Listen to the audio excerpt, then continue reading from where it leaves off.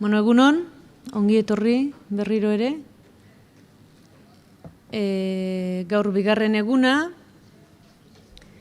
eta lehen hitzlari hemen dugu Amelia Barkin, Amelia Mondragon Unibertsitateko UESiko irakaslea da. Ezagunak ditugu, bere artikulu ugari, bere blogean argitaratzen dituenak besteak beste, kulturaniztasunaren inguruan, generoaren inguruan, eta sarritan, gertaera jakina gertatzen dienean, eta denon ahotan dabiltzan gai korapilatxoien inguruan, sarritan idatzi izan du, eta argitxo batzuk, eta idea eder batzuk ere bota ere bai. Gasteizen bizi da, eta baita ere Gasteizko Aldezarreko eskola publikoaren euskalduntze prozesuetan eta horrelakotan buru belarri ibilitakoa da. Eta gaur esplikatuko digu, nik uste dut pixka bat akademiatik, baina praktikatik ere bai, eskuartean dugun gai gurutzatu hau nola askatzen dugun. Egunon denoi, entzuten da? Bai, eskerrik asko Lorea. Oso pozik nago hemen egoteaz, eskerrik asko gonbidapenarengatik. Atzo entzun nituen hainbat gauza, hainbat ideia oso sugerente gertatu zitzaizkidan. Nik, begira, nire PowerPointa hartuko dut, laburra da, baina, hemen dago. Euskara, generoa, jatorria eta klasea, gurutzatzen diren lekua. Loreak hau aipatu zidanean, telefonoz, zera pentsatu nuen, eskola da. Karo, non gurutzatzen dira elementu hauek guztiak eskola ez bada, ezta? Atzo ikusi nuen hainbat lekutan ere gurutzatzen direla, baina... Eta orain proposatu dizkizuet ideia batzuk, gogoeta batzuk, gai batzuen inguruan galderak baino ez dauzkat, esango ditut evidenteak diren gauza batzuk, baina nik uste dut esan behar direla. Eta beste batzuk, agian apur bat deserosoak izango direla, badakit, baina atzo hemen entzun nuen horretarako baimena genuela, gauza apur bat deserosoak ere esateko, eta a ber zer ateratzen zaigun, ezta? Begira. Nik esango nuke, hitzgako horiek jardunaldi honen tituluan agertzen diren lau hitzak direla eskolak jasotzen dituen enkarguak. Hainbat enkargu jasotzen ditu eskolak, ezta? Berdintasuna lantzea, euskera lantzea, kulturartekotasuna lantzea, klasea ez, gero hitz egingo dugu honetaz. Orduan, hau nabaritzen da, horrela ikusten dugu guk, ziurazki, hauek direla eskolak dauzkan enkarguak, ezta? Baina, bestalde badakigu, hezkuntza administrazioarentzat ere badirela enkarguak. Eta planak egiten dira 3 gai hauen inguruan, planak berdintasunaren inguruan zenbat plan, euskararen inguruan zenbat plan, kulturartekotasunaren inguruan, zera ibilbide laburragoa da, azkeneko 10 urteetan egin dira planak, 4. gaudeia da, eta formazioa ematen zaie irakasleei gai hauen inguruan. Dakigu aldi berean, enkargu horiek jasotzen dituela eskolak, baina gizartea oraindik ez da, ez berdinzalea, ez euskalduna, ez kulturartekoa, ez da? Eskolari eskatzen diogu guri laguntzeko, hortzimuga hauetara hurbiltzen. Eta ulertzen dugu eskola dela hau guztia lortzeko tresna. Horrela ikusten dugu. Eta ze gertatzen ari zaigu? Laguntzen ari dela, baina ez da gertatzen ari espero genuena arlo hauetan. Edo behintzat ez da gertatzen ari espero genuen bezain azkar. Hau botatzen dut, eta zuen impresio ere bada. Euskararen inguruan zenbat esperantza genituen eskolan, eskolak egin behar zuen lanean. Eta, bueno, atzoko berriak, ez, gozaldu genituen, zera erabileraren inguruan, ez? Berdintasuna, 40 urte pasatu dira, eskola mixtoa sortu zenetik, eta ziurazki batzuk uste genuen, gauza batzuk, arinago gertatuko zirela, ez da? Nola, batzutan, hau galdetzen diogu gure buruari, nola ez gara gizartean aratago heldu, hezkuntza sistema implikatuta baldin badago, ez? Helburu horietan, nola da posible gure gazteek horrela jokatzea herriko festetan edo esaten dituzten gauzak inkestetan, eskola ere implikatuta baldin badago, ez da? Eta hau ere esan behar dut, badakigu, eskolak potentzialidade handia daukala, potentzialidade hori nire ustez erabat ustiatu gabe dago, nik uste dut hobeto egin dezakegula eskolatik, arlo guzti hauetan. Baina, karo, eskolatik kanpo gertatzen denaren indarra oso handia da, eta hau evidentea da, ez da? Adibide, zume bat jarriko dut, zumea bezain grafikoa, ez da? Telebistakate kontsumituenak gure gazten artean Telecinco, Klan eta Boin baldin badira, eta umeek pasatzen dituzte ordu batzuk telebistaren aurrean 12 urte bete arte, eta gero ere bai, horrek ondorioak dauzka, nik esandako arlo guztietan, ez tituluan agertzen diren arlo guztietan, euskeran, generoan, kulturartekotasunean, klasean, bai. Claro, galdera da, aldi berean zematen ari dira ETB2an, ETB3an, ez? Hor daukagu galdera bat. Bueno, eta espero da eskolak bi mailatan lan egitea. Alderdi horiek kudeatzea bertan, ze gu badakigu eskola dela aniztasunaren lekua eta dela parekotasun ezaren lekua ere bai, ez? Desberdinkerien lekua. Hori guztia kudeatu behar da eskolan, eta aldi berean ikasleak prestatu behar ditu bizitzarako. Alegia, espero dugu, eskolak prestatuko dituela mundu justuago baten alde jokatzeko.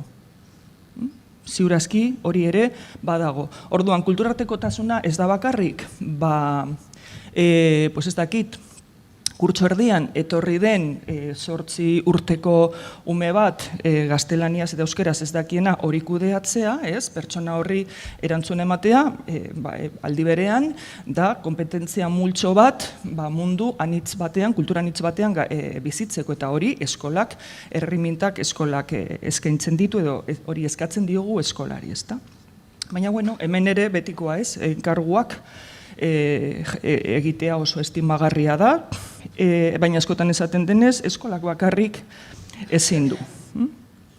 Eta, hor daude aniztasun horiek, eta horretarako noski, ingurunean dauden aniztasun horiek, eskolan presente egotea desiragarria da.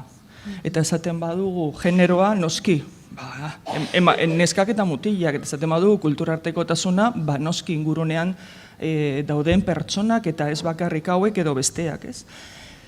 Eta hori ere batzutan zalantzan jarri behar da, ez dela gertatzen ari. Edo klasea, ingurunean dauden klaseak, egotea presente eskolan. Joango naiz orain, zuen baimenarekin,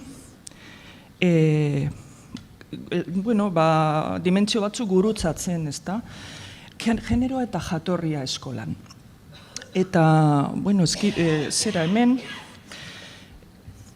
estatuz kanpotik etorritako immigrazioak holan sendo 15 urte dauzka. Lehenago ere zeto zen, beste herrialde batzuetatik, estatuz kanpotik pertsonak, baina 15 urte hauetan guk badakigu ze dimentsio handia izan duen fenomeno honek, ezta?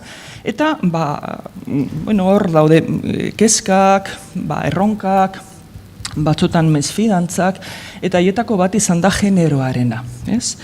Ea zuei iruditzen zaizuen, nik esango nuke, autoktonon pertzepzio bat, pertzepzio zabaldu bat dela, etorri diren pertsona batzuk matxistak direla, gu baino matxistagoak, horrela esaten da, igual entzun duzu, hortik zehar. Eta batzutan eskolan ere hori detektatzen da, ez? Nik esango nuke, Izotzmendiaren punta dela zapiaren gaia, ez? Eta ez da oso, ez da askotan gertatzen zorionez, baina noizean bentak agertzen da gai hori. Neska bati eskola horretan debekatu diote sarrera zapia eramateagatik. Eta orduan hori bat dator daukagun pertzepzio horrekin, orain ez dut sakonduko. Esango dut, ez dago astirik, baina bai esango dut gogoeta bat, proposatuko dizuet, eta da, esan bezala, eskola mistoak 40 urte dituela, noski urratsak eman direla, baina ziurazki kontziente gara asko falta dela oraindik, adibideren bat. Oraindik 40 urte hori pasatu ondoren ikastetxe askotan patio da futbol zelaia. Eta patio handia bada dira 2 futbol zelai edo 3. Hori gaur gertatzen ari da. Leku batzuetan orain egiten ari dira diagnostikoak, orain gai honen inguruan ea nola gabiltzan. Ari dira orain egiten sentsibilizazio saioak. Eta oso ondo dakizen nik ematen ditut batzuk. Oso gustora ematen ditut, baina begiran bestalde non gauden, sentsibilizazio saioak ematen, ez? Bueno, alde batetik posten naiz, beste batetik horrek eskatzen nago, ezta?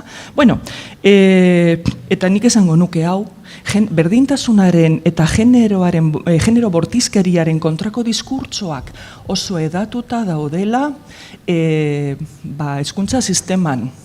Gero, aska egiten badugu, haber ze ulertzen dugun berdintasunaren izenean edo genero bortizkeriaren izenean, baina irakasleok igortzen dugu diskurtso hau.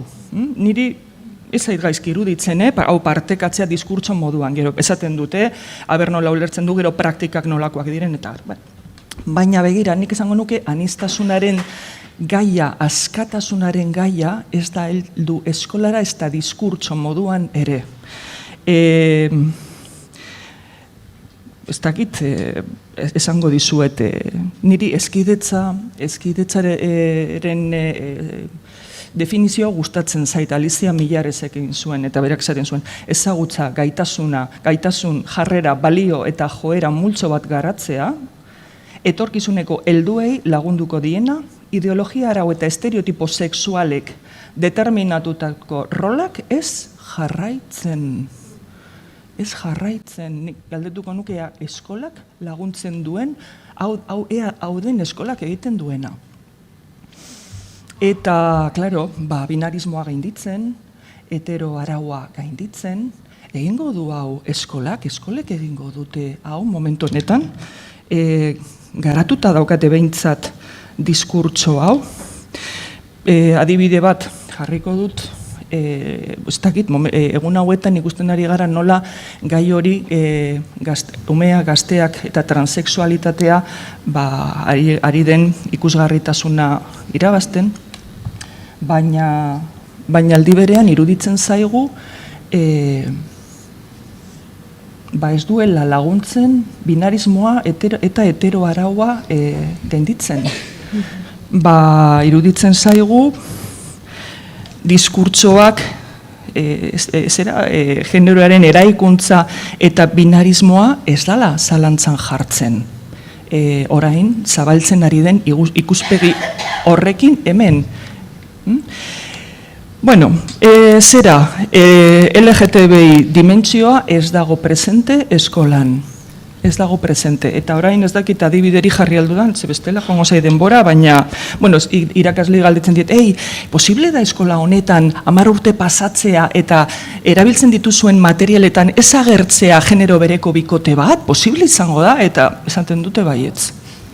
Adibidez. Bueno, hau genuen panorama etorkinak etorri baino lehen, eta hau da daukaguna, ez?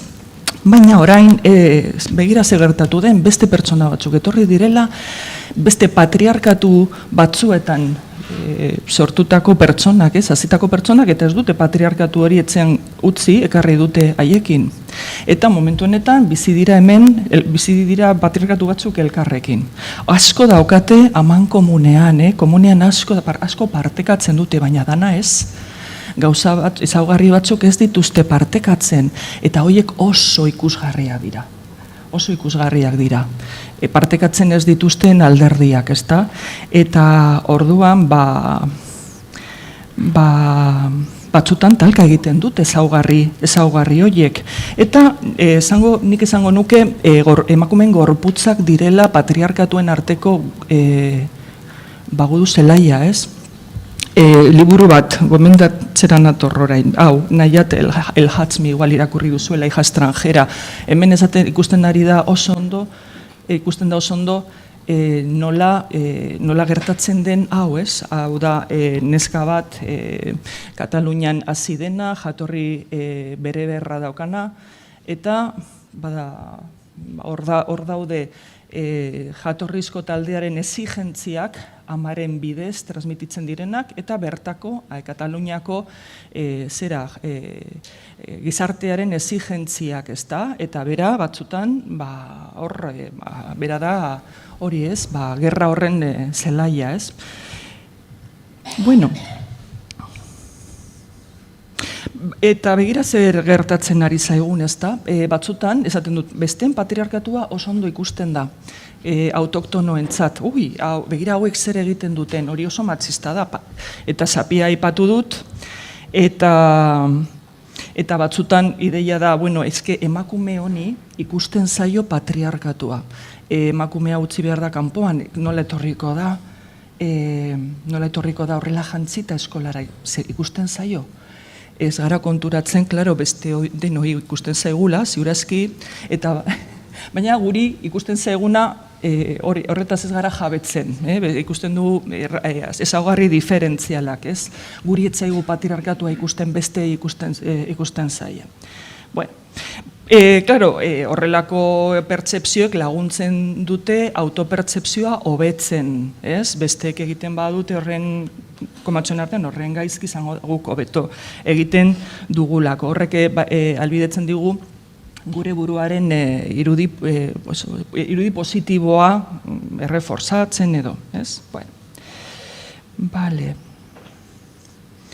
Nik alere pentsatzen dute, patriarkatua elementu hauek landu behar dira eskolan, denon patriarkatuak pentsatzen dut. Hemen dago beste galdera bat, ni bezalako emakumeok, feminista txuria, klase ertainekoa, gu bezalakoek zilegitasunik, aukerarik daukagun besteen patriarkatu ez hitz egiteko, edo privilegio horietatik abiatuta, ez genuke hitz egin beharko, beste batzuk haiek hitz egin beharko zuten. Hau izan daiteke agian, mailingururako galdera gai bat. Nik uste dut nabaritzen zaidala, nagoela denetaz hitz egitearen alde. Denetaz hitz egitearen alde. Orain hau ezin dut garatu, baina, beste zerbait, bestela, jatorria eta euskera. Estatuz kanpoko immigrazioa erronka da argi eta garbi, euskararen biderako, ez da? Eta kezkak piztu ziren, nik uste dut jakin izan dugula, diskurtso eraikitzaile bat sortzen gai honen inguruan. Eta euskal komunikabideek oso lan ederra egin dutela zentzu honetan. Erreportajeak, elkarrizketak, askotan modu eraikitzailean, ez? Eta diskurtso hori, azken 15 urteotan garatu den diskurtsoa, nik uste dut oso lagungarria izan dela. Baina, hor dator, bigarren galdera hau, ez da, euskara identitate ikurmoduan duten ikastetxeak ari dira erronka hori bere egiten, familia etorkinen seme-alaben euskalduntzea erronka hori bere egiten? Zeintzuk ikastetxeari dire esaten, etorri gure ikastetxera euskalduntzera? Bueno, horiek ez besteek, denok dakigu ziurazki hauek direla nahi ez diren ikasleak. Hainbat arrazoirengatik, etortzen direnean premia espezifiko batzuk dituztelako, desberdinak, batzutan luze, batzutan labur, eta horrek suposatzen du baliabideak behar direla, ematen ez direnak, formazioa, hauek dira, nahi ez diren ikasleak, ezta? Eta gero, klaro, gure gizartean dagoen aporofobia, klasismoa nahi badugu, ez dezagun ahaztu, ez? Bueno, eskola segregazioaz hitz egiten ari da gaur egun, aurten jarri diogu izena honi. Baina izena asmatuta zegoen eta Katalunian erabiltzen ari dira aspaldidanik, azkeneko 10 urtetan gutxienez. Eta guk detektatuta genuen hori eskola batzuetan daudela etorkinak eta beste batzuetan ez dago bat ere ez. Eta elkarren ondoan daude eskolak batzutan, ez? Orduan, hemen zerbait gertatzen ari da eta honek hitz egiten du gure gizarteaz. Eta, karo, hemen esan behar da eskola publikoaren eta itunpekoaren arteko desoreka nabarmena dela eta publikoa jasotzen dituela ikasle pobre eta atzerritar jatorriko gehienak. Naiz eta zaren barruan desberdintasunak badauden ikastetxeen artean publikoetan zein itunpekoetan. Zare itunpekoaren barruan, bestalde, ikastetxe kristauak dira, ez denak, baina hauek dira ikasle gehiago hartzen dituzten eskolak, eta ikastolak dira gutxiago hartzen dituztenak, ez denak. Bueno, segregazioaren ondorioak dauzka ezagunak dira, gizarte kohesioari begira, eta gainera ikasle horien emaitzei begira, ikastetxe segregatuetan, emaitzak, lortze dituzten emaitza akademikoak bajuagoak dira, ezta? Eta, bueno, baina hori da daukagun, detektatuta dago hau duela 15 urte, detektatua, salatua, zalantzan jarria, baina gure administrazioek ez diote irtenbideri bilatu edo ez da saiatu, ez? Non daude ikasle horiek, familia etorkinen ikasleak non daude? Begira, erdia, ikasleen erdia dago D ereduan, batez ere eskola publikoan, D ereduko eskola ari da, familia etorkinen seme-alabak euskalduntzen momentu honetan, ez? Eta badakizue non hartu dituzten ondo ikasle hauek, horren ondo etorriak ez diren ikasle hauek, A ereduko eskola publikoetan, edo A eta B ereduko eskola kristauetan, argi dago zergatik, langairi gabe gelditzen ari ziren eskolak dira, eta bapandean, etorri dira hauek, eta han ongi etorriak dira, ezta? Baina, karo, hor daukagu lehengo galdera, euskara identitate ikur moduan duten ikastetxeak, ari dira erronka hau bere egiten, ez? Bueno, klaro, zer esango dut hemen, kuotak, ez? Kotak, da hitzgakoa, ikastetxe batzuetan kotak ordaindu behar dira eta horrek esan nahi du geruza oso bat kanpoan gelditzen dela, ez? Pobreak eskola horretatik kanpo gelditzen direla, ezta? Eta hor dago sailkapen ekonomiko argia, hor dago finantziazioaren gaia, orain ezin dut horretaz hitz egin, ez? Eta guraso batzuk oso gustora ordaintzen dute kuota, horrek bermatzen duelako klase babesa, ez? Hor nire klasekoekin elkartuko naizela, ez? Esango dut gauza desatze egin bat ziurazki eta, hau, karo, ondorioak.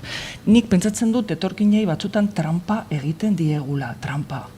Nola bideratzen ari gara etorginen seme-alabak, EAN, claro, Nafarroako kasua, bueno, Nafarroan, ume etorkinen artean, 1,8 joaten da D eredura, beste guztiak G eredura, orduan, apur bat desberdina da ez, baina EAN esango nuke trampa egiten diegula. Eta bideratzen ari gara, autoktono gehienok aukeratuko ez genituzken eskoletara. Eta horrek ondorioak dauzka, epe erdira, epe luzera. Eta gero, bueno, nola saltzen dugu ikastetxe batzuetan etorkinik ez hartzea, ez egotea presente, ez? Sentitzen dugu, bueno, gure ikastetxea arnazgune bat da. Hemen, klaro, beste batzuk baldin badatoz eta badire euskaltzaleak ez badaukate jarrera honik edo jarrera ez dakit nolakoa euskararekin, hau zaindu behar dugu, ez da? Claro, nire galdera da, batzutan ez dugun euskara uosina ere egiten, euskara garbik eta existitzen alden. Alegia, euskararen defentsaren izenean, jatorri aniztasuna arbuiatzen da eta nire klase sozialekoekin elkartzeko estrategia bihurtzen da. Bueno, galdera hauek deserosoak dira, baina nik uste dut presente egon behar direla. Bueno, oraindik 5 minutu edo ja ez, Lorea. Ai, zenbat gauza neuzkan esateko. Bai, oraindik. Zazpi, 8, vale. Bueno, hau da el roto, ez? Recuerda que para tu futuro lo importante no es lo que aprendas, sino al lado de quien te sientas. Hau, nik uste du familia batzuk horren ondo ez dakite azaltzen, baina, a ber, presente dagoela, ez da? Bueno, klasea, jatorria euskera, Izeka duela 8 urte inorketzekien zer zen. Orain, indize sozioekonomiko eta kulturala. Eta, klaro, ebaluazio diagnostikoetan hau neurtzen da, eta esaten du, eskola honek edo gela honek, dauka indize hau, eta horretarako galdetzen zaiomei zenbat liburu dauden etxean, gurasoen sarrera ekonomikoak, baliabide kulturalak, eta orduan ikusten da, ez? Elementu oso potentea da, horretan oinarritzen da ikasleen ikasketen emaitza, ez? Aurre ikusten da. Izek Ibeik esaten du horrela. Ikasleen maila edo estatus ekonomikoaren, sozialaren eta kulturalaren adierazleek, korrelazio estatistikoa izaten dute ebaluazioaren emaitzekiko. Ebaluazioan nolako emaitzak izango dituen aurrek ikusi daitezke. Orduan begira, lotura dago, familiaren egoera sozioekonomikoa eta umearen emaitza akademikoen artean. Zergatik gertatzen den hori oso interesgarria da, baina orain ezin dut sartu, ez? Baina atzerritar gehienak hor kokatu behar ditugu. Izek bajuko ikasleak familiak dira. Bueno, ez dirudi desberdintasun ekonomikoak laster desagertuko direnik, ez, atzo berrian esaten zuen egunkariak. Soldata izan arren langileen 17% benetako pobrezian daudela ohartarazi du Kontseilu Ekonomiko eta Sozialak. 17% hemen. Bueno, ez dirudi, eta gainera, Foesak esaten duen bezala, pobrezia heredatzen da, eta haurtzaroan pobreak diren 10 umetatik 8 jarraituko dute pobreak izaten helduaroan. Eta honetan ere ezin da sartu, ez? Baina, bueno, nola, klaro, hau kudeatu behar da eskolan.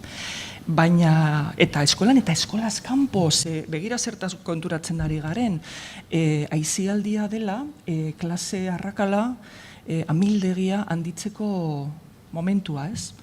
Zer egiten duten gure umeek aisialdian, eskola kirola praktikatzeak zenbat balio du? Bueno, pues horrekin geruza oso bat kanpoan gelditzen da. Beste batzu joaten dira, pianora eta ingelesera, taka, eta horrek ondorioak dauzka gero eskolan, emaitzetan, zer egiten dute umeek udan, summer gap deitzen den hori, oso gogorra dena, desabantailan dauden umeentzat. Bueno, horiek dira gure erronkak, momentu honetan, baina ez dakite fokua horretan daukagun jarrita. Izan ere nik esango nuke, klasea ez dela enkargu bat, eskolak jasotzen duen enkargu bat. Nik esango nuke desparekotasunik naturalizatuena dela, onartuena, pobreak, aberatzak, kapitalismoa, hau da, dagoena, eta klaro, batzuk aldute beste batzuk ez, hori ez dugu zalantzan jartzen. Ez dugu zalantzan jartzen, ez da eskolan ere ez da. Beraz, nik izango nuke batzutan klase itxutasunaz hitz egin behar dugula. Lehen batzutan genero itxutasunaz hitz egiten den bezala, ez? Oharkabe pasatzen zaigu begi aurrean daukaguna, ezta? Eta natural moduan, ez? Kapitalismoa gaur eguneko bere fase basati honetan turbokapitalismoa ez da zalantzan jartzen. Nola lantzen duten eskolek erronka, klasearen erronka, orain ezin dut hitz egin horretaz. Baina gero galdetzen badidazue gauza pare bat esango dut, behar diren ordenagailuez, behar den wifiare buruz, ea nork ordaindu alduen hori guztia eta nola konpontzen den hori ordaindu ezin duena, ez? Ea noraino irakasleo garen kontziente hau dela supergai bat, ez? Desabantaila ekonomikoa, ez? Bueno, a ber, hau esan behar dut, eta jabukatzen dut, ke pena. Bueno, eskola alternatiboak, sortzen ari dira, eskola alternatibo pilo bat, ez? Momentu honetan, bai ala ez, loratzen ari dira, eta, kezka, ez? Non jartzen duten fokoa eskola alternatiboek? Ingurune naturalean, bai? Dimentsio individualean, autoestima, autonomia, parkatu exageratzea, ez? Eta dimentsio soziala, non gelditzen da dimentsio sozial? Eta ez bakarrik hemen gauden familia gara dimentsio sozial eskola honetan, ez? Eskola alternatiboak eta euskera. Auto horren izenean, batzuk esaten dute, ez, euskera ez dugu lantzen, ze umeak ez dira euskaldunak. Eta, klaro, haien beharra ez denez, ez da, barrutik ateratzen den behar bat, eta umeen beharrak eta erritmoak, errespetatu behar direnez, bueno, beste zerbait bukatu zait, bueno, utziko dut hemen, gero, hau, jarriko dut, bakarriz esateko honetaz ere itxegin nahi nuela eta ezin dut. Norberaren identitatea versus jarduera, nire diskurtsoa versus nire jarduera, esatea, egitea. Ze garrantzia ematen diogun batzutan identitateari eta ez horren beste egiteari, ezta?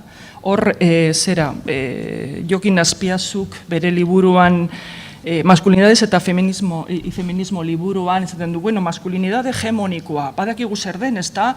Badira gizon horiek, asko agintzen dutenak, bortitzak, eta, klaro, hori arbuiatzen dugu, baina ezke hori ez da maskulinitate hegemonikoa.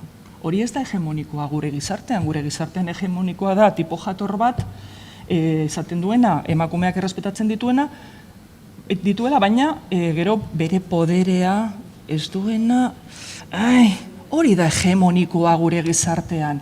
Orduan, identitate hori garatzea, nien naz gizon maskulinitate hegemonikoa garraiatzen duen gizona, zer ez egiten zaigun, ez da? Horrekin konparatuta.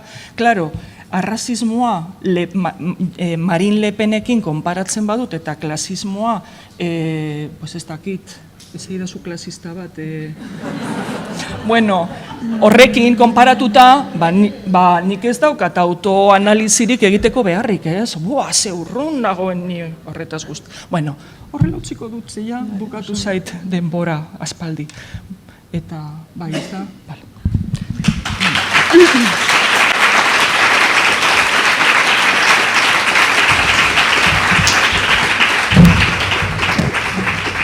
Bueno, denboraren diktadura. Honekin zerbait egiten ikasi beharko dugu, baina ez dakit, nola.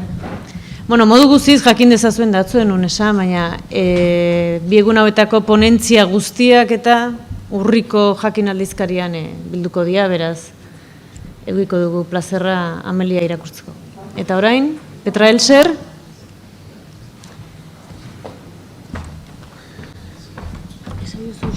Nire telefonoa ekartzeko, ez dakate.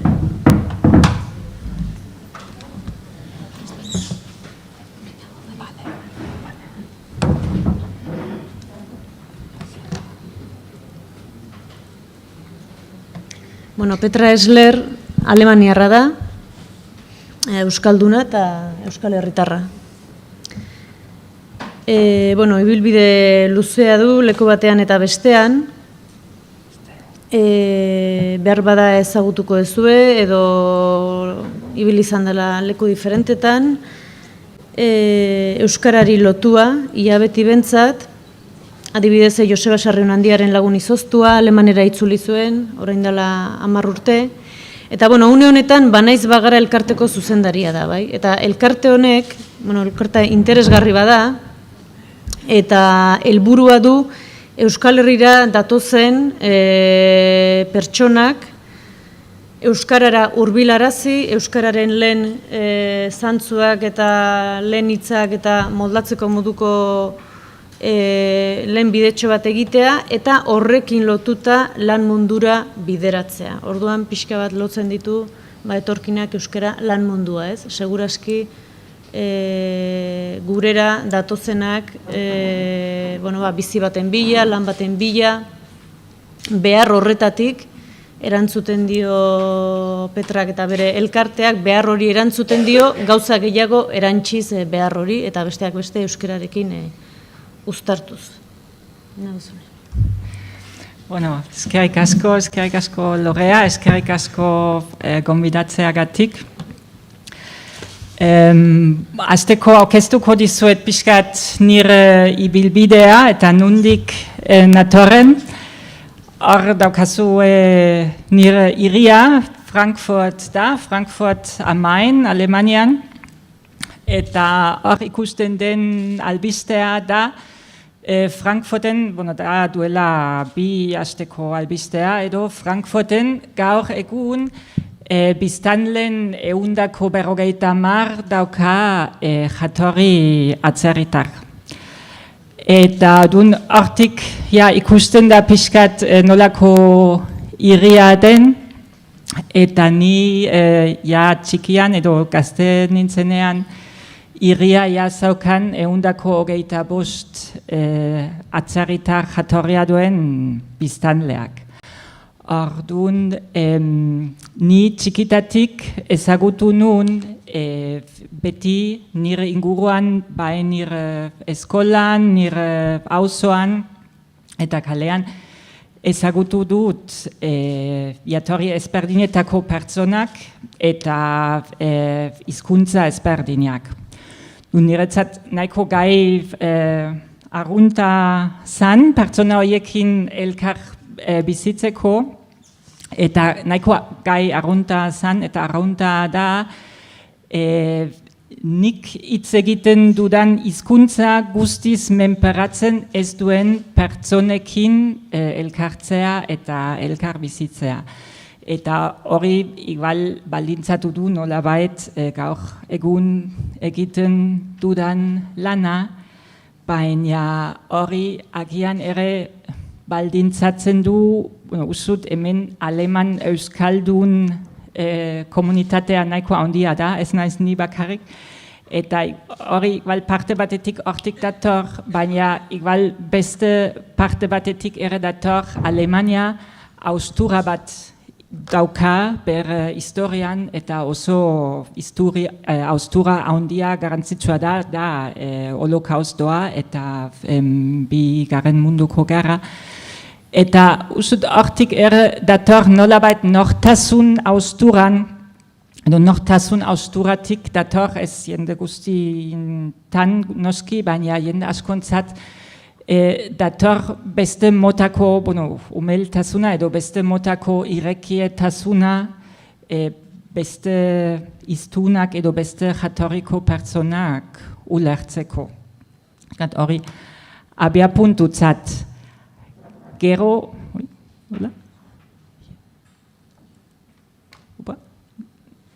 nola pasatzen dut, hemen hori? Irati?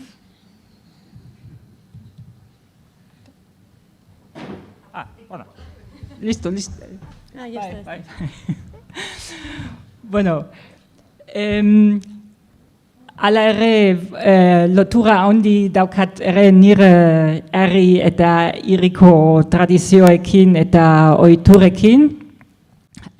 Bueno, pixkat bitxikeria bezala, justo Frankfurten eta Frankfurteko inguruan ere egiten da sagardoa, hori beste inun ez, Alemanian bakarrik gurean, eta sagardotegiak daude, eta nik hori ere beti gustora neukan, eta alako antzeko ohiturakin nago oso lotuta, eta Alemaniara juten naiz zenean, eta horiek dira gauzak faltatzen zaizkidanak, eta heltzen naiz horretara, eta horrekin esan nahi dut, naiz eta irekia izan, edo nik irekitasun hori ezagutu, mantentzen dira eta garantzia daukate ohiturak eta tradizioak eta bizirik diraute.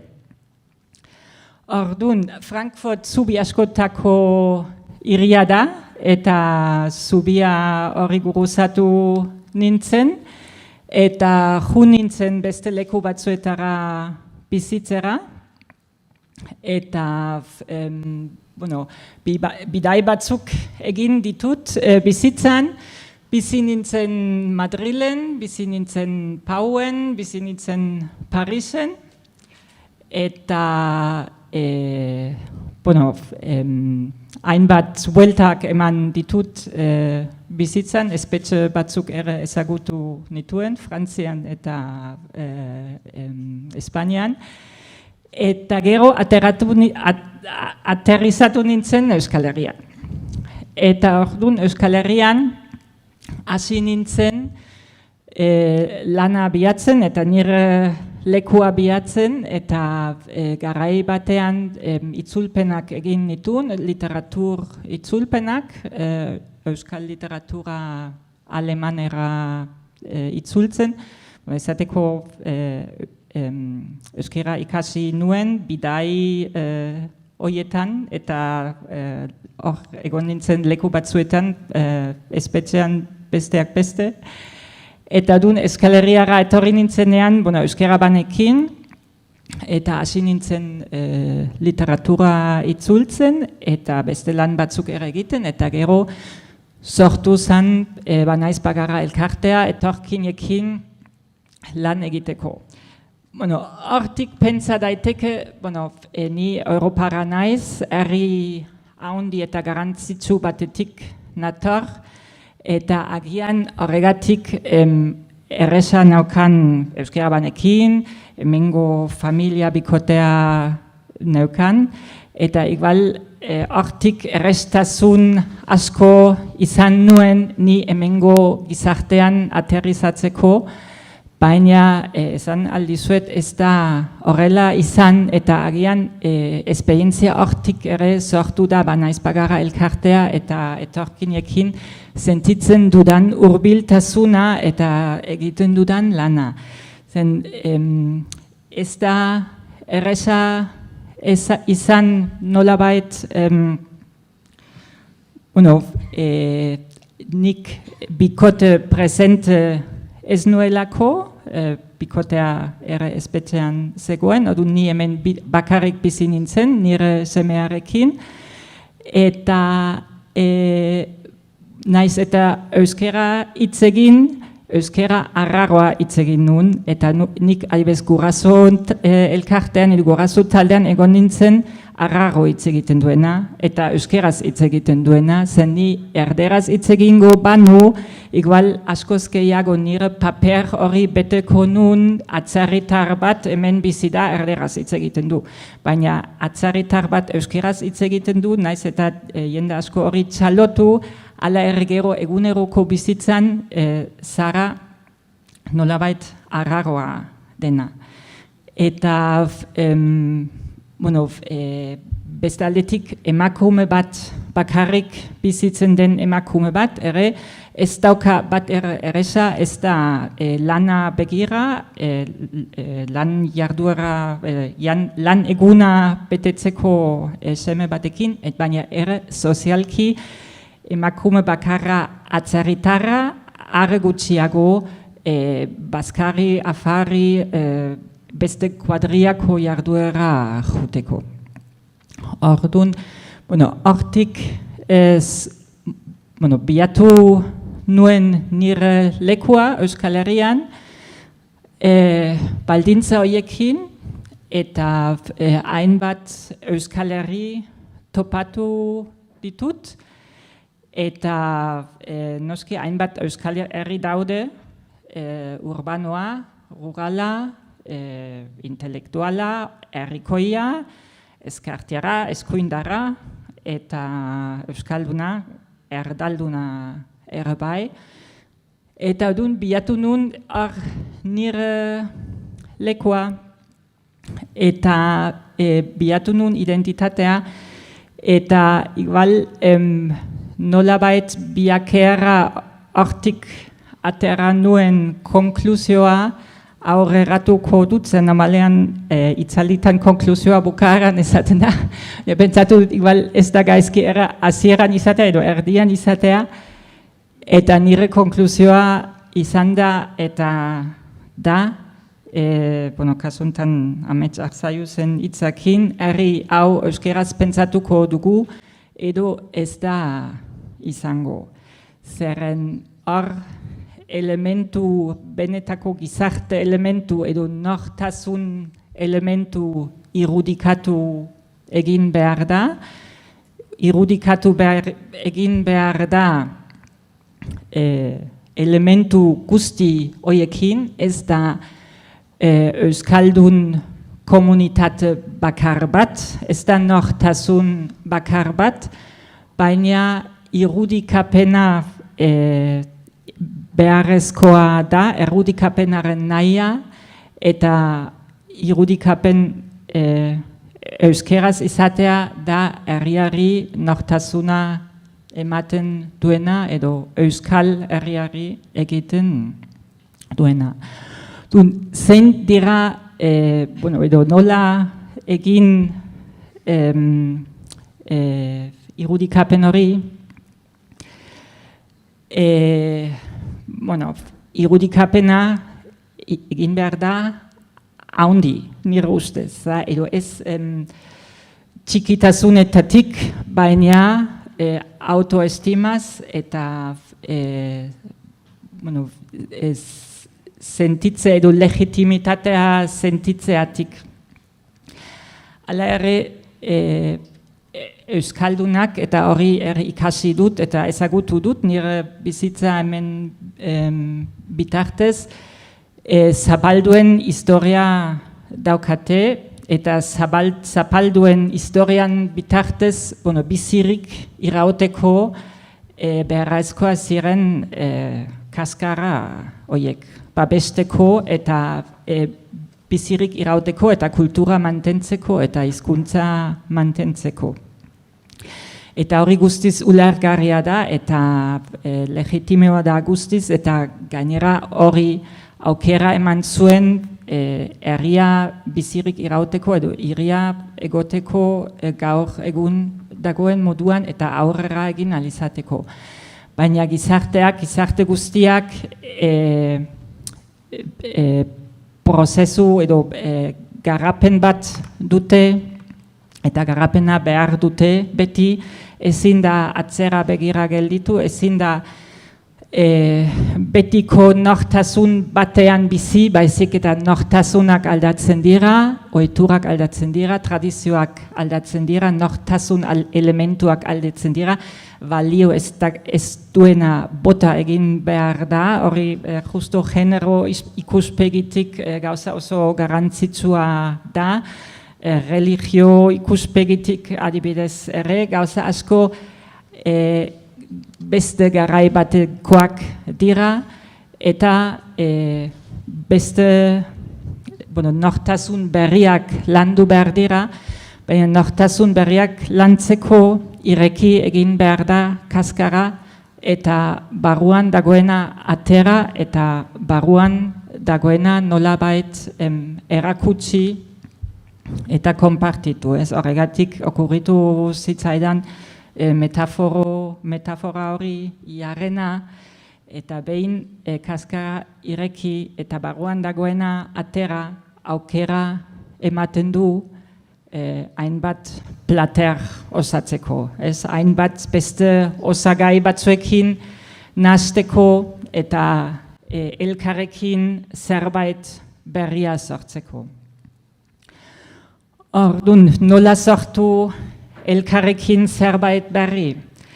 Hitz eginez edo elkartuz. Elkarrekin komunikatzearen bitartez eta elkarrekin ezagutzearen bitartez bertakoak, kanpotarrak, gizonak, emakumeak, zaharrak, gazteak, denak ez bat izatea, baizik eta askoen identitatean artean irudikapen hori egitea, baina hori egin alizateko ezagutu egin behar da elkar, hitz egin behar da elkar, elkartu egin behar da, eta hortik iristen dira elementuak gero ikusteko norantzkoaz, eta nola irudikatuko dugu Euskal Herriaren nortasun hori, eta nola lortuko dugu nortasun hori euskeraz irudikatzea guztien artean, eta euskeraz pentsatze hori ere beltza izatea, edo horia izatea, edo hainbat kolore, ideia, ideologia, kultura eta bar izatea. Horregatik ekarri dut irudi hau, nahiko ezaguna da, baina hala ere pentsatu dut balio du pixkat hori irudikatzeko, nire ustez euskaldunak dira hemen eskubian, ezkerrean ikusten den irudikoak, ezkerreko erudian, ezkerrean daudenak, askoz handiagoak dira euskaldunak, besteak baino kanpotik etortzen, edo beste arrazoi batzuengatik ahultasunak dituztenak, baina garrantzitsua da berdin izateko hankak lurrean eta norberak bere dimentsioaz arro izatea eta kontziente izatea. Naiz eta gu gara haundiak, edo igual sustrai gehienak daukagunak hemen euskaldunak, eta jende asko behar du, edo beste komunitate batzuk behar dituzte aulkitxoak, denak maila berdinetara iristea. Eta orduan, hizkuntzan ere da bi aldetako prozesua, eta bi aldetako ekarpena behar ditu. Eta, egal, esango nola edo nire ustez zer esango nuke hizkuntzaren aldetik nola iritsi ara, eta askotan esaten da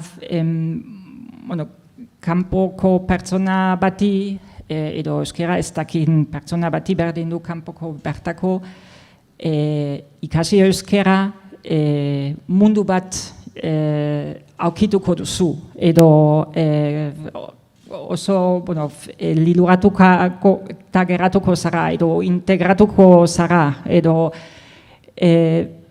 zerbait berezi marrabioso zuretzat, baina nik igual, eta nik hori esan nun askotan, edo esaten dut oso gauza bizitza berasteko, baina Hala ere, nik uste hori da bakoitzaren erabakia. Ba, hemen bizi dena erabaki aldu euskera ikasi nahi du, edo ez du ikasi nahi, edo nola bizi nahi du bere etxean, edo bere lekuan.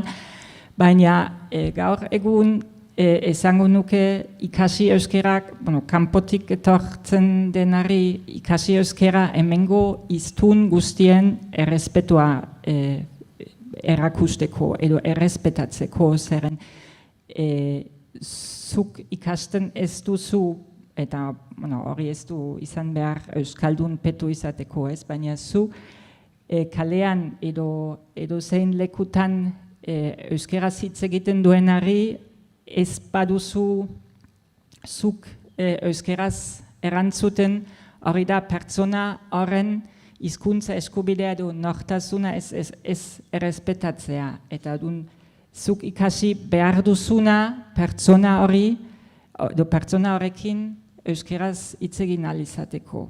Baina aldi berean euskaldunak ere berdin ireki behar du edo berdin ikasi behar du eta ikasi behar du norberak bere hizkuntza konpartitzea bestekin. Zeren esatea zuk ikasi euskera nirekin hitz egiteko baina nik bitartean erderaz hitz egingo dizut baita ere geratzea kaskaren barruan eta ez irekitzean norberak ere bere jarrera esateko ni jaitsiko naiz, ni izan nahi dut zure parean eta ni saiatuko naiz zurekin hitz egiten naiz eta esaldi bat ulertzeko 3 minutu behar dut edo ezin dut nik hitz egin nire betiko moduan edo nire betiko jergan, baizik eta nik nahi dut zuk nire afaretara etortzea edo nik nahi dut zurekin kalean elkartzea eta horregatik nik saiatzen naiz zure hizkuntzak edo nire hizkuntza komunitatekoa izatea eta ni nahi dut nire hizkuntza zurekin konpartitu. Eta zentzu horretan nik uste dut elkarrekin euskeraz bizitzea eta elkarrekin Euskal Herria euskeraz irudikatzea behar dira bi jarrera horiek, bi aldetatik eta gero horrekin lortuko dugu halako emaitza bat edo hori espero dut Euskal Herria hainbat kolore, forma eta jende mota artean. Eta hori izan da nik esan nahi nuena. Oso ondo.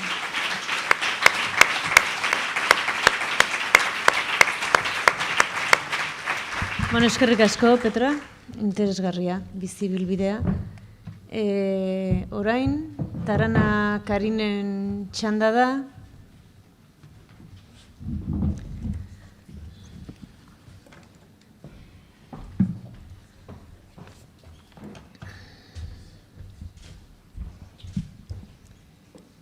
Tarana Karin Azerbaijandarra da, euskalduna eta euskal herritarra. Badira 12 urte Euskal Herrira etorri zela, 15. Denbora azkar pasatzen da. Eta, oso sarrazakerian egiten du lan, baina gaur dator Anaiur izeneko elkartearen ordezkari gisa, eta Anaiur da emakume elkarte bat berak gidatzen duena edo bere ekimenez sortu dena. Eta Petrak bezala nolabait bere bizi bilbidea eta bere lana eta bere pentsamendua hartuko digu. Egun on guztioi. Berez hori eskertuko dizuet gonbidatzegatik eta gure esperientzia ezagutzeko nahiegatik. Eta personalki pentsatzen dut oso importantia da horrelako lekuak eta aukerak beharrezko dielako gizarte anistasun batean. Agian, gaia ikusita, hiru hitz hauek nola nire bizitzan gurutzatzen, tokatzen puntu baten diela analizatzeko garaian konturatu nintzen, bizitza osoan daude batera joten dien hiru gauzak, agian momentu batzuetan bestetan baino gehiago gurutzatzen diela, baina gaur egungo nire iritsiak azaldu baino lehen nahi nun pixkat nirekin bidaiatzeko, nondik etortzen dira eta nola sortzen ziren, eta nire identitatea, ala nire bizitako esperientzia. Ni beraz, esan duen bezala, Azerbaijanen jaio nintzen, pasatzen badeu, mapa ikusteko pixkat nonga, duela, ni iristekoan duela 15 urte, esatekoan Azerbaijangoa naizela, bigarren galdera zan beti ez, nongo dago hori, eta gaur egun gutxiago, ala batzutan agian lotxa ematen die galdetzea, eta ez diate galdetzen, baina ni bigarren erantzuna ematen diet, Iranen iparraldean eta Rusiaren hegoaldean eta pixka kokatzen dute, Kaukasen dago, eta ni beraz jaiotako nago provintzia txiki baten Iran eta Turkia jankin muga daukan, ez? Jartzen du, hemen, hau da, eta, txori bezala ematen du gure mapa, eta justo izatxan gaude. Eta leku hori, niretzako, nire sustraiak, nire dana handago. Nire familia guztia ama eta aita aldetik, beraz, iaia familiako kanpon dago ni bakarra eta nire anaiagia. Familia osoan daukagu, eta niretzako nire jatorria izatekoan hori da. Baina bizitzagatik, leku askotan bizi nintzen, baina nire sustraiak handik etortzen dira, eta gainera nire irri hau, banatuta dago, Rusia eta Iranen artean bere garaian historioaki, eta nire aitonaren familia erdia Iran aldean dago. Julfa dago bi Julfa mapan, da Iranekoa eta guria. Baina, hori da historia eta geografieko lekua. Generoa hizkuntza eta jatorria sustatzen azten dan lekuan etzako, beraz, lehenengoa eta oso importantia da familia, ez, umea jaiotzekoan. Jaiotako lekua, bizitako lekua, hango ohiturak oso papera importantia dituzten nietzako. Nolabait, etxe bat bezala pentsatzen badugu pertsona, base hori, zementuak jartzen duen gauzak, dira familia, eta familia lehenengo filakoa ez, aita ama, anai arrebak eta hori. Eta bizitako lekuak. Gaur egon adibidez jatortako lekua izaten baduzuen nire memorian ditugun gauzak etortzen dira. Ez da gaur egun ni juten naizenak eta ez dut aurkitzen, ez? Ni pentsamenduan ditudan lekuak. Eta lehenengo momentutik ere bai jaiotako lekutan eta jaiotako momentutik azten da guraso aldetikan eta familia aldetikan ere bai sortzen entidade etnikoa bezala, ez? Ohitura zure hizkuntza hau da, gure ohiturak horrelakoak dira, emakumea horrela izan behar dala, eta funtzio txikitatik ematen, gizarte ustez guztitan dagoen bezala, ni horrela gogoratzen dut. Eta hizkuntza ere bai, batera dejoa, nire familian, nire hizkuntza beraz, da azeri, Turkiar familiako hizkuntza taldetik dator, hori Altaietik etortzen da, agian, historia eta dakitenak, unek ekortzen dute Europaren gan, eta Turkia arte bakarrik iristen dielako, Turkia arte daukagu hizkuntza antzekoak, eta Azerbaijan hizkuntza, eta talde honeko hizkuntza. Beraz, munduan, hizkuntza minoritarioaren arteko zerrendan dagoela. Eta gainera, ni bizidan provintzian, kapitalen baino pixka ezberdina hitz egiten da, ni batzutan izaten dut, nire herriko andaluza naiz, pixkat azentua dit ezberdina suabiaga hitz egiten dugulako, nabaritzen da, gure lekukoa, juten bana ez dakit, estatu batuetara, nire herriko jendeekin hitz egitekoan, nabaritzen dute, hori berestasuna hori, txikitatik sartzen zaigute nolabait, eta guain arte mantentzen dut, eta gainera nire seme alabakin jarraitzen dut, mota honako nire hizkuntzaz Ez egiten, bueno, gero seme-alabak agian zaitasuna daukate kapitaleko norbait argi eta garbi ulertzeko, ez? Dakitelako bakarrik nire motako. Baina txikitatik hori, ez? Barneratzen dizute, hau da zure identitate etnikoa, eta gauz guztik batera dijoazte, ez? Etnikoa honetan. Eta gurasoen papera oso importantea da, hizkuntza aldetikan, behain, formakuntza, ezikidetza, nolabait izatea, papera importantea ditu, zure identitatuko sortzeko garaian, hizkuntza babesteko garaian ere bai, adibidez nire aitaren lanengatik joan behar ginen Petraren herrira bizitzera urte batzuk, nire haurtzaroko epe nahiko potentia han pasazan, 5-6 urtetik aurrera, baina han ere egon nire gurasoekin betiko ohitura da, familian gure hizkuntza hori mantentzen dugula. Ez zegoen, adibidez hemen ikusten dut askotan, nolabait umeak derrigorrizten dute, ez? Nire seme-alabak ere etortzen dira etxe, ama, patioan ez digute usten beste hizkuntzetan hitz egiten, bakarrik euskeraz hitz egiten dute, ez? Nolabait, inposizio hori nabaritzen da, hori badakit beste arrazoiak dituela, baina gure familian zen naturaltasunaekin, beti, gurasoak baldin badute, gure hizkuntza handago, ez? Eta gurasoaren eredua, hau babesteko, mantentzeko garaian oso importantea zen nietzako, eta uste dut familia askotan hori pasatuko da, eta genero, eta genero ereduak ere bai argi. Almanian biziarren, genero ereduak ziren herrikoak, eta gainera gure probintziako ereduak, ez ziren, baina gero ikun ziren hori aldatzen.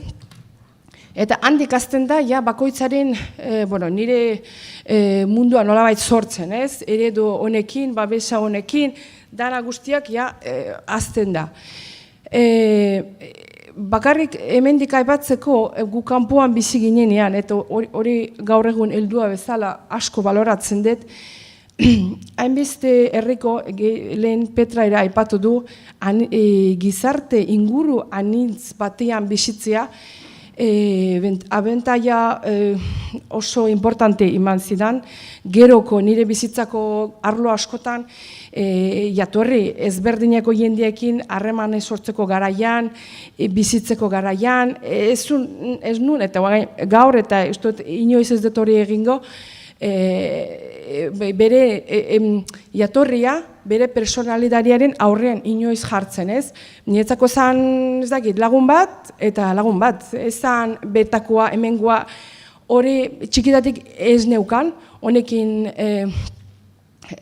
hasi nintzen, eta hori uste tresna oso importantea zan niretzako, eta gaur egun adibidez gizartu honetan, 15 urte daramazkit, eta gainera ama naiz, eta eskolako arlotan nahiko mohitzen naiz, eta lanengatik ere bai, eskolako taldiak ikusten ditut, aritzen nauten egoerak dira guraso batzuk, lehen aipatu dute eskola publikoan anistasun gehiago dagoela, eskola batzuetan ez dago, ez da anistasunik, bakarrik bertakoak daude, eta gainera gurasoak saiatzen ari diela, bere umeak, seme-alabak jotia bakarrik aria, eta aritzen daukazu horrelako aukera oso importantea, tresna oso behaintzako bizitzarako, eta gainera saiatz babesten duzua hainbeste, ez?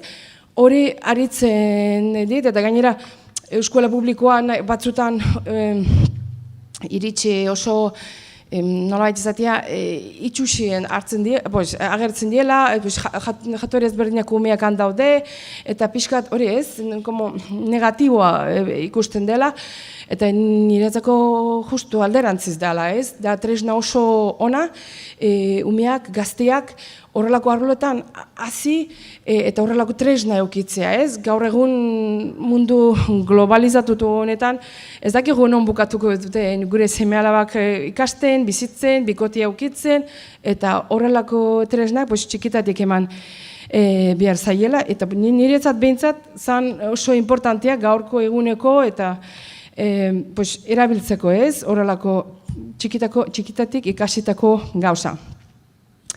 Gero, familia partez, gizartean dauden arauak, tradizioak eta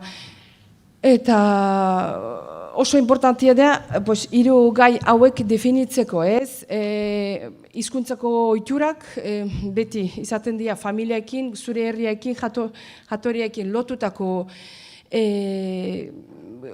oso finkatuta geratzen dienak, txikitatik ikasitakoak, eta gizarteko mugak, gizarte jartzen dizun limiteak, ez? Nau, hori oso argi ikusten dut, nire herria adibidez voltatzekoan, han bizi dien nire adeinako gazteak, lehengusuak, familiakoak, nolakoa daude, ez? Hango gizarteko mugak jarri zaielako, eta gainera beste aukerarik ez diotela ematen, eta ez daukate aukerik ez da ezagutzeko askotan, ez egoera berdinan nola konportatzeko badaukaten, bakarrik badakite, ezin dula egin eta ezin dula egin. Emakume bezala askotan, ez, limite, gizonezkoak baino askoz gehiago eukitzen ditugu, eta gure gizartean gaur egun emakumeen mugak badakigu erreligioekin askotan lortzen dutela, eta gure patriarkatuan baitik religiotik pasatzen da askotan. Eta emakumeen papera txikitatik ematen dizute funtzio hau da, adein honetan hauen behar duzu, ikasi, gero eskondu eta gero umeak euki, eta ikasitako diploma hori kuadro bat bezala paretan euki, ez? Askotan horrelako paperek ematen dizute, eta hori han ikusita daukazu, baina gero kanpotik eta urtea pasata hori joten zea aldatzen, baina finkatzen duten identidadea eta paperak hori izaten dira. Handik kanpora ateratzen bazia, raroa, diferentia, edozein gauza. Eta pertsonaren egoera, identitatearen askatasun hori, nahi duzu moduan egoteko, pentsatzeko, hori asko limitatzen dute horrelako arauak, ohiturak, tradizioak deitzen dutenak, beti nolabait estankatuta geratzen zia leku berberan, ez? Ez dago evoluziorik. Eta nire ustez oso importantia da identidadi bere nolabait lehioak irikitzea eta txori bezala, ez? Nahi duen lekura jun eta nahi duen adarran geratzeko. Hori eredu oso garbi daukat, gainera nire zemalabakien asko ikasedet bizitzan, eta gai honetan ere bai, nire zemalabak abizena aranburu dituzte, euskaldunak dira. Eta beti galdetzen diate hori, eta zer dira, Azerbaijandarrak, euskaldunak, eta nire zaten dut, ez, behaek dira, en plan, ez dute behar etiketa jarri, euniko berrogeita mar, ez da merkantzia, eta ez da nire jarraipena, ez da bere aitaren jarraipena, ez da. Dira, pertsenoa bere identitate berriekin, bihaik aukeratuko dute, euniko berrogeita mar hartzen badute, euniko berrogeita mar, ez dute, ez da beste irrigarren zerbait hartuko dute. Hori, libertate hori, askatasun hori emateko oso importantia da, eta gainera gizarte honetan, bikote nahaztuta dauden lekutan, identitate berriak sortzen diela. Eta gizarte hortarako prest egon behar geha, onartzea, bakoitza dagoen bezala onartzea. Zu euskalduna, ze txapela eramaten baduzu, euskalduna, makaio gustatzen baza, eta ez bazaizu gustatzen, ez ya? Eta pixkatu hori, ez, etiketa jartzea, eta nire galdetzen, eta Azerbaijangoak zu bezala, ez, Azerbaijangoak 9 milioi gaude, 9 milioi eredu dituzu Azerbaijandar izateko mota, ez? Eta euskaldunak horrela berdin, eta ni lehentik oina etorre baino lehen, interneten iritsi batzuk irakurri nun euskaldunei buruz, pixkatore, prekupazioekin etorre nintzen, kaletan hemen pistolaken ibiltzen diela, hiltzen dutela, esan dut, lagun batzuk nituen, eta esan dut, no me metas en líos, ni lasai bizi nahi dut. Horrelako iritsi kanpotik daude, eta kanpotik ez, Madrid juten bazia, eta Burgos ere bai.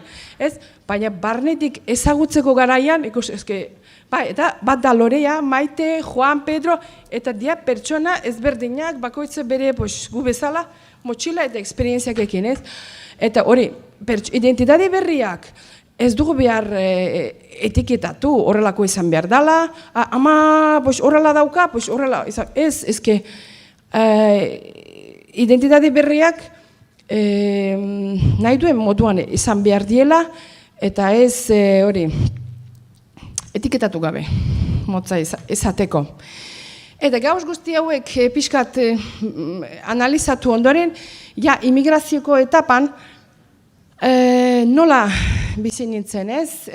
Bueno, gizarte honetan eta guztitan, tamalez, emakume izatea ja dauka bere, ez? Pisua, zaitasunak eta hori, gainera etortzen zia, leku ez ezagun batetik, bai, lehen aipatutan bezala, jende asko ezekiten ez non zegoen, non dago nire herria, da pixka diendentzako apartatzeko, agian horregatik gauz askotan ibiltzen naiz hori, solitarioa bezala, ez daukat nire komunidade asko, ezagutzen, hasieran ezagutzen nautenean, pentsatzen dute arabiarra naizela, ezatekoan ez naiz marrokiarra, ez daukat ezer ikusirik eskultura, ez tradizioarekin, bakarrik religioko lotura daukagu, nolabait, gertutasuna, baina bestela ez. Eta jendia juten da hori, distantzia ez, baina hasieratik hori, pixkat hori jartzen, bai, nolabait, urrun egoten. Eta gero, ama izatea, zaitasunak ere ematen dizu, lan aldetikan, korrika gora eta bera, baina uste guztiek bezala, baina askotan konparatzen ditut ez, bertako ezatea, nire egoera berdina, baina bertako eta kanpokoak, eta aukera berdinak ez zaigu balio. Aukera bakoitzen dituzte bere biharrak eta bihar hori kubritzeko aukerak izan behar diela ematen dutenak, ez? Gizarte zerbitzura, ez dakit, elkarte batera bilbirtzen bazia, bai, ezke guztiei horrela balio zaie, nire ezait bali, eta ni bezala beste emakume, taldeen ezagutzen ditut, ez? Tolosan daukadan talde emakume honetan, gainera askok, algeienok kanpotarrakia, eta egoerak ezberdinak dira, eta aukera ematea bakarrik ez da soluzioa. Eta gainera, gehitzen zaio zaitasuna erreligioongatik. Azken urte pare bat, 3 urtetan, dakigu munduan dagoen egoerangatik, juntzaigu pixkat gaia tentsio jartzen, eta askotan gainera esaten diete, zu dizu ematen musulmana ziala. Eta nolakoa da musulmana, nola izan behar da, ez? Pentsatzen dute, hori, etnikoki generalizatuta izan dagoen bezala, religiotan ere bai praktika erberdina izaten da. Hemen gehien bat ezagutzen den kultura da marrokiarra, ala Magrebeko gertutasuna dagoelako eta immigrazioa asko zaharrago dagoelako, baina islama bizitzuko modua musulman bakoitzaen modu bezala kopuruan dago, ez? Musulman bakoitzen nahi duen moduan bizitzen da. Horregatik aurriritxiak hori apurtzea, aldatzea, kentzia ere bai, ni importantzia ematen dut gure lana da ere bai, kanpotarrak bezala, baina bertakoak ere bai, nolabait ulertzeko irikita utzi behar dute behain, dakit, behintzat belarriak entzuteko eta begiak irikita euki eta ikusteko. Eta ja pasatzen bagia feminismoko gaian eta horrelako arlotan agertzen banaiz, oain bai, ez da hain ezto, ez? Ohituta nago, baina hasieran zan nahiko hori, zapiekin eta ze egiten duzu hemen, ez? Feminismo beti, uste dut lehengo aipa dute, beti dago hemen ohitutakoa, hori, txuria okzidentala eta hizkuntza eta askotan euskalduna, eta hori aldatu joan behar dela, gizartua berriz aldatu dela, aldatzen ari dela, anistasuna eskerrak daukagula, eta hori ere bai agertu behar da feminismoko mugimenduan, bai emakumeen borroka da, bai guztien borroka da, baina bakoitza daukagu gure hori, oztopoak, gure zaitasunak, Eta hori ere bai kontuan hartu behar dela borroko honen, borrokarren zerrendan, ez? Egon behar garela emakumeak bezala, bueno, ni musulmana naizelako, baina beste kulturako emakumeak daudela, eta bakoitza bere hori. Patriarkatuekin etortzen da, eta honen aurka borroka, bakoitzako borroka bihurtzen da.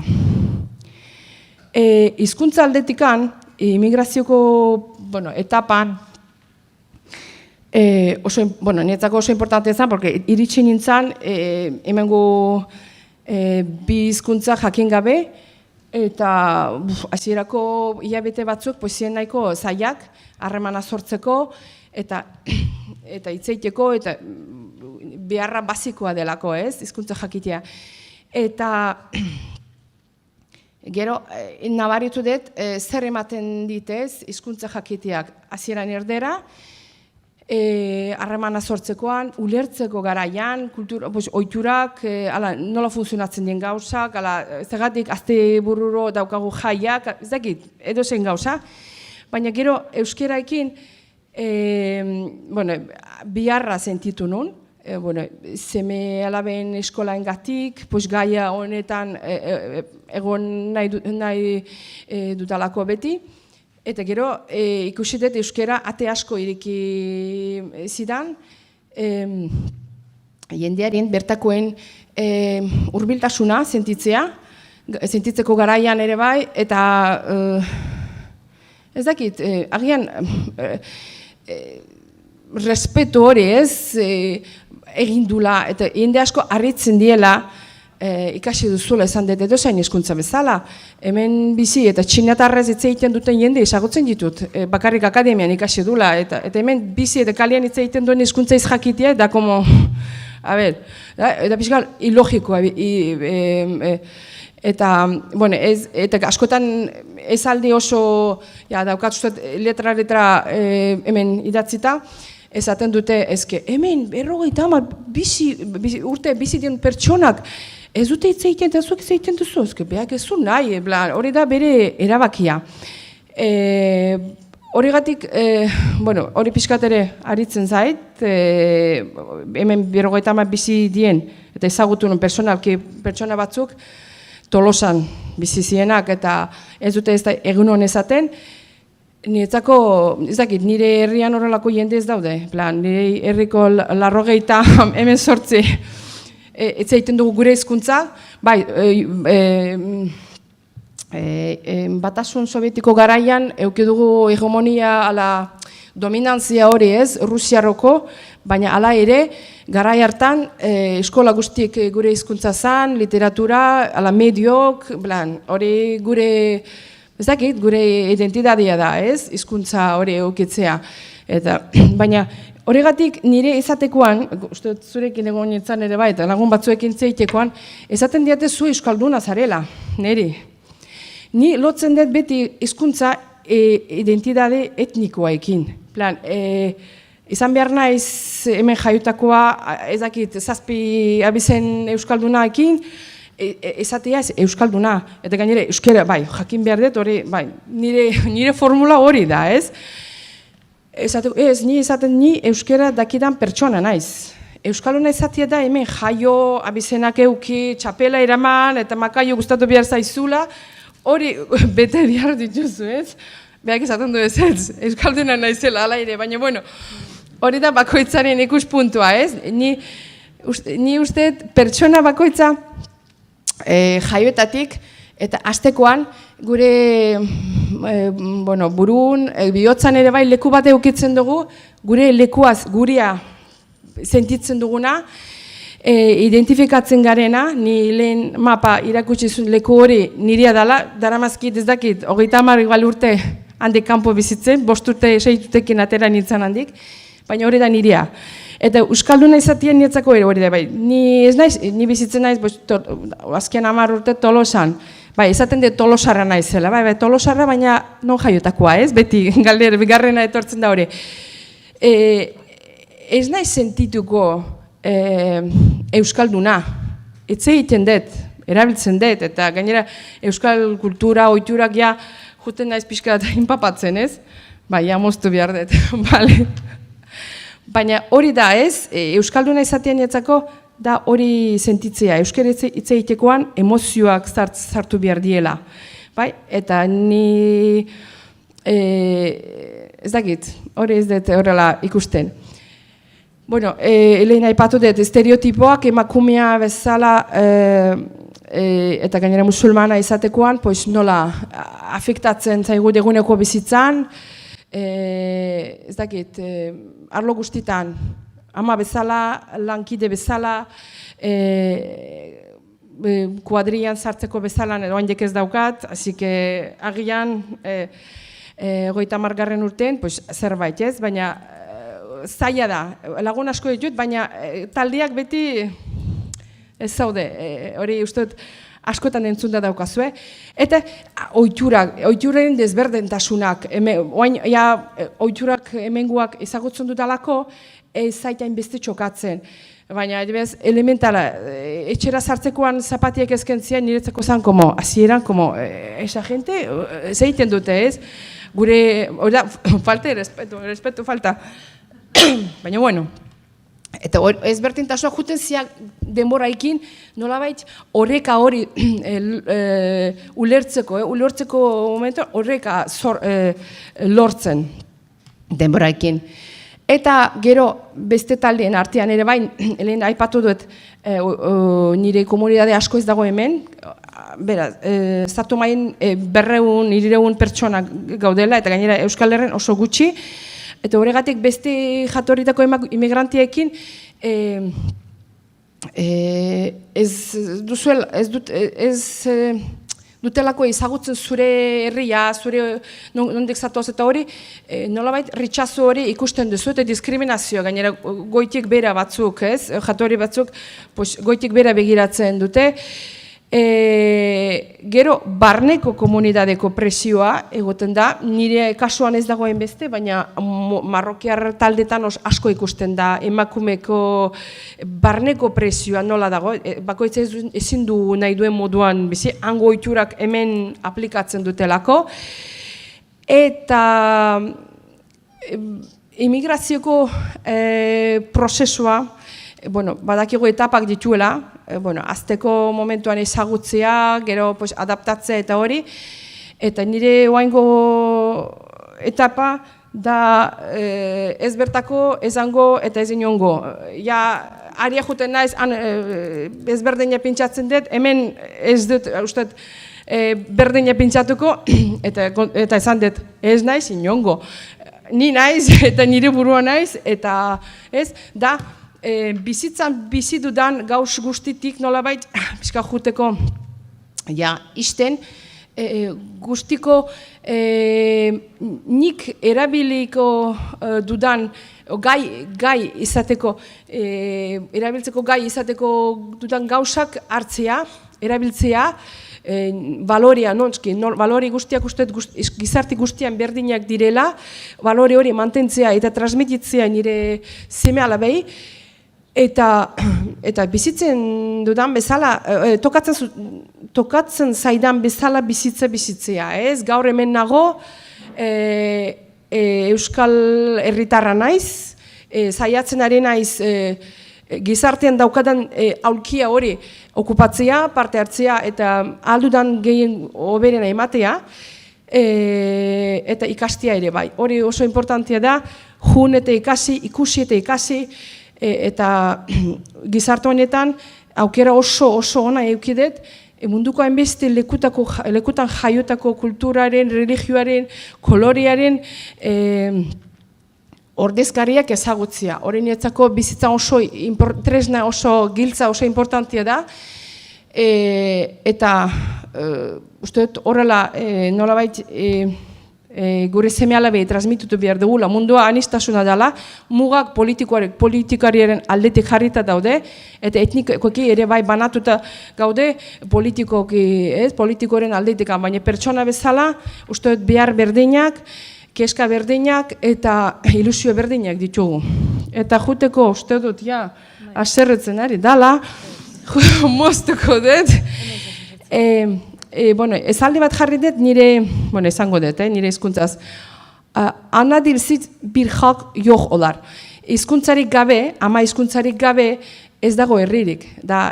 Hori da, ez hizkuntza babesteko nolabait klabia, bakoitza hori hizkuntza babesteko, baina ez du nahi, hau babesteko garaian, momentuan, bestiak aplastatu ala, ez, respetu falta egin behar diogula. Pues ya está, uste dut, ja, eskerrik asko.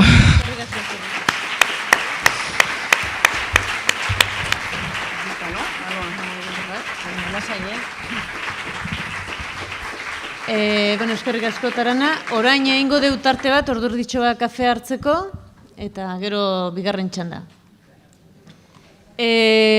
Joan galderak pentsatzen, nik uste badagoela zer galdetua, postitak hor nun bai badaude, ne baduzue kafearekin batera hartu eta pasa.